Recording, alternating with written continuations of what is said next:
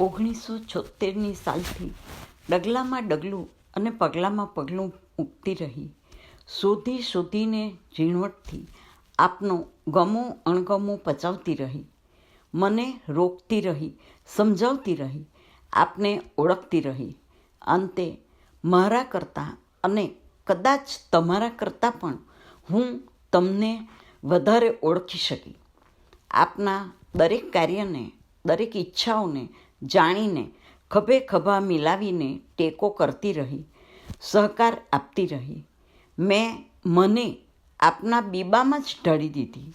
બીબામાં ઢળાતા બચેલી હું ધીરે ધીરે પરિવારની અનુકૂળતા મુજબ ધીમી ધીમી નીવ બનીને સતત સજાગ રહીને વહેતી રહી. આપના જ શ્વાસમાં ભળી ગયેલી હું આપના શ્વાસને વેગ ન આપી શકી, પરંતુ પીપીએ કીટ પહેરીને છેલ્લી ઘડીએ મળેલી હું આપના એ છેલ્લા શ્વાસને મારામાં સાચવીને સંઘરીને આજે શ્વસી રહી છું.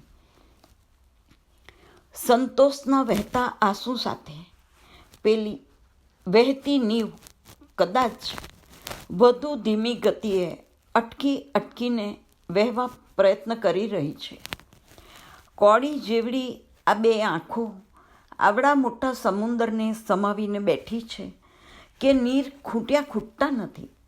આ કુદરતની ન સમજાય અને ન પામી શકાય કે ન રોકી શકાય એવી કરામતના આધારે પરિવારની જવાબદારીઓ અને પરિવારના સમજુ અને ગુણિયલ સભ્યોના આધારે હંમેશા વહેતી રહીશ.